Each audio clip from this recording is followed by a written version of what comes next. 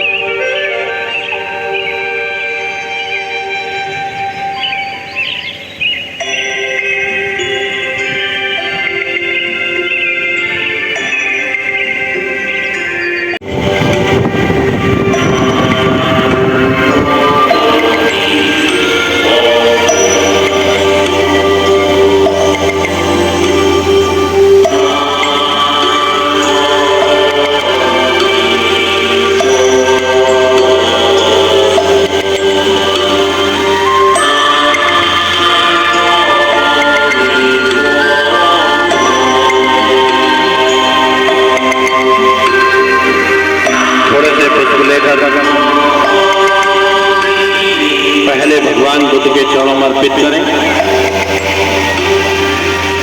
उसके बाद संत शिरोमणि गुरु रविदास जी के चरणों में पुष्प अर्पित करें, उसके बाद परम पूजनीय बोधिसत्व बाबा साहब डॉक्टर भीमराव अंबेडकर जी के चरणों में पुष्प अर्पित करें।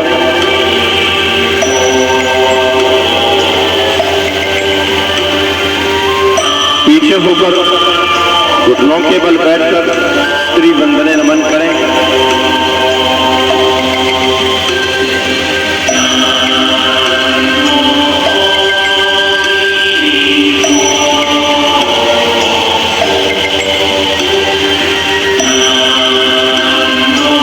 भक्तु समंगल रखंतु सपदेवता सुखी रहो। वापस हो जाओ, हाथ जोड़कर अपने स्थान पर बैठो। भक्तु समंगल रखंतु सपदेवता सुखी रहो।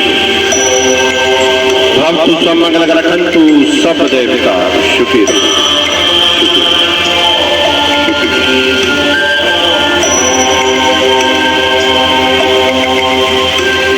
भक्तु समंगल रखंतु सपदेवता सुखी रहो। भक्तु समंगल रखंतु सपदेवता सुखी रहो।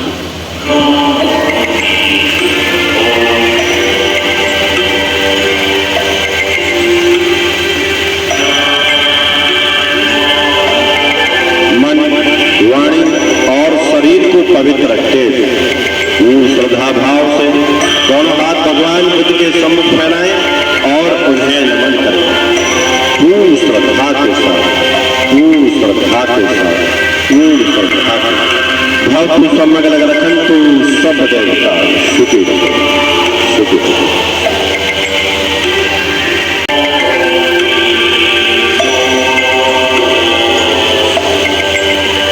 पहले भगवान बुद्ध के चरणों को समर्पित करें, उसके बाद संत शिरोमणि गुरु रविदास जी के चरणों को समर्पित करें, फिर बाबा साहब के चरणों को समर्पित करें।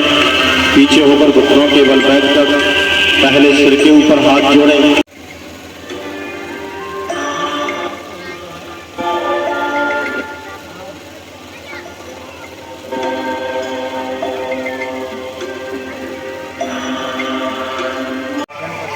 सब सीने के सामने हाथ जोड़ लें, बात ना करें, बात बंद करें।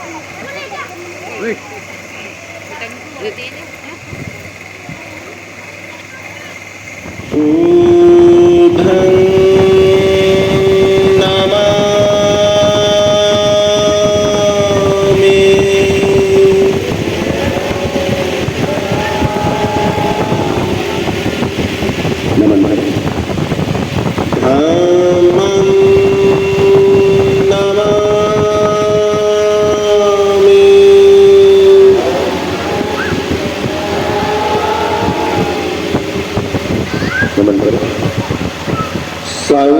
बुद्धं Namami.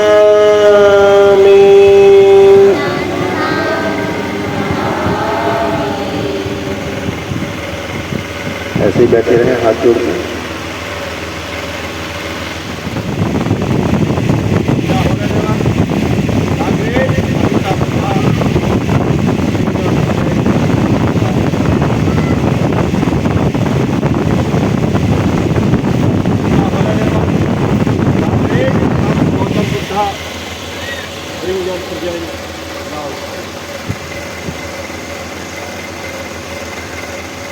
In the honorable, the great all Buddha and Bodhisattva, bring your presence now.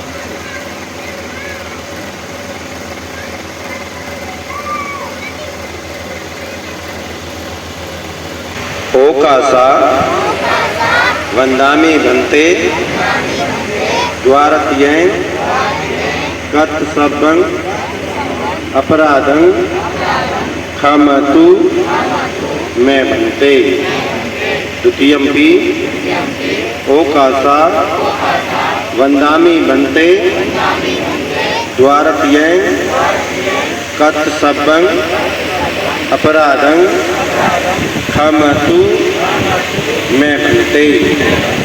तृतीयम्पि ओकासा वंदामि भन्ते द्वारत्यं कर्तसब्बं अपराधं क्षमतु मैं भन्ते। सब एक बार नमन करेंगे। अभी याचना। ओकासा अहम भन्ते त्रिसरणेन सह पंचशीलं धम्मं याचामि अनुग्रहं गत्वा शीलं देतमे भन्ते। द्वितीयम्पि ओकासा अहम भन्ते त्रिसरणेन सह पंचशीलं धम्मं याचामि अनुग्रहं गत्वा शीलं देतमे भन्ते। तृतीयम्पि ओकासा अहम भन्ते त्रिसरणेन सह पंचशीलं धम्मं याचामि अनुग्रहं गत्वा शीलं देतमे भन्ते। यहं वदामि तहं वदेहि। सभी बोलेंगे मेरे बाद में। अहं भन्ते। सब एक बार खुद को नमन करें। मैं आगे आगे बोलूंगा, आप सब ध्यान पूर्वक सुने, मेरे पीछे पीछे दोहराएं। नमो तस्से भगवतो अरहतो सम्मा सम्बुद्धस्से।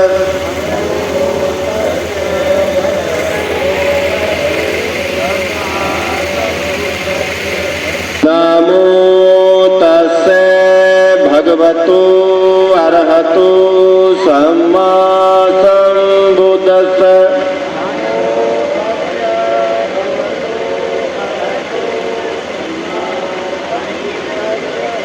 नमो तस्से भगवतो अरहतो सम्मा सम्बुद्धस्से।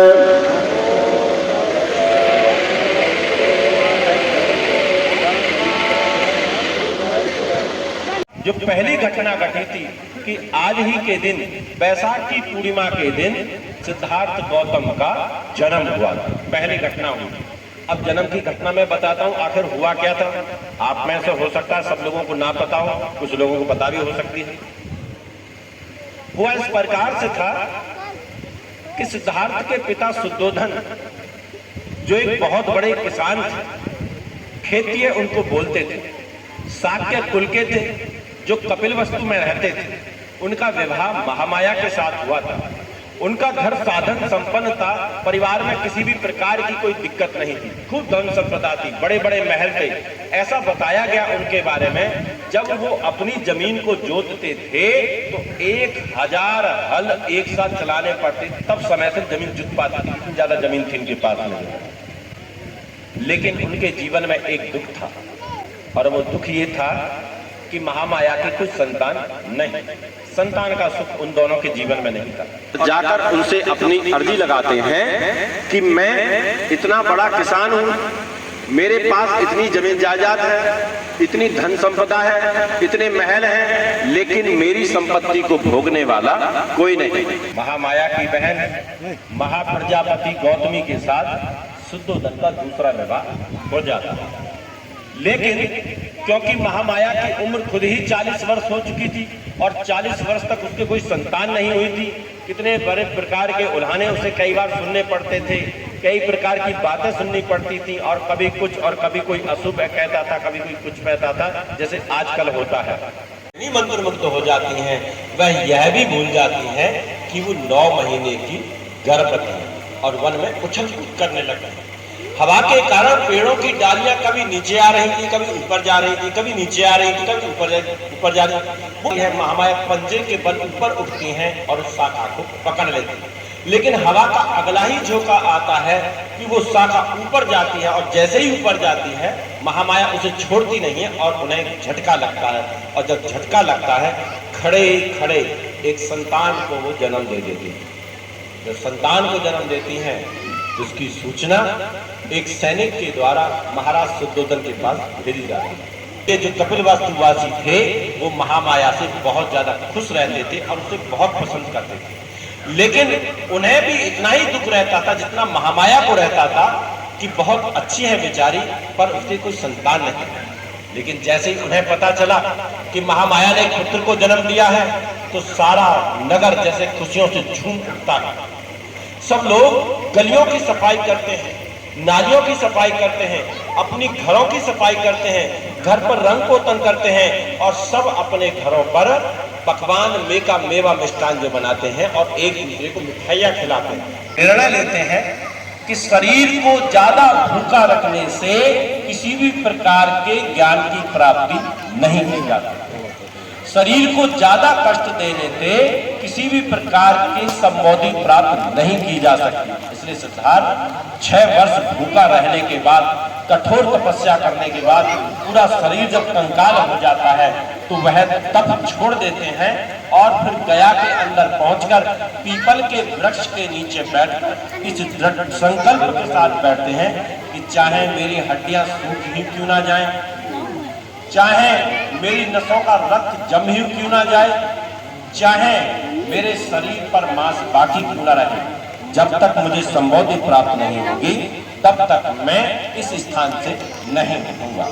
और चौथे सप्ताह के अंतिम दिन सिद्धार्थ को संबोधि प्राप्त होती है। यह घटना भी आज ही के दिन यानी कि वैशाख पूर्णिमा के दिन हुई थी।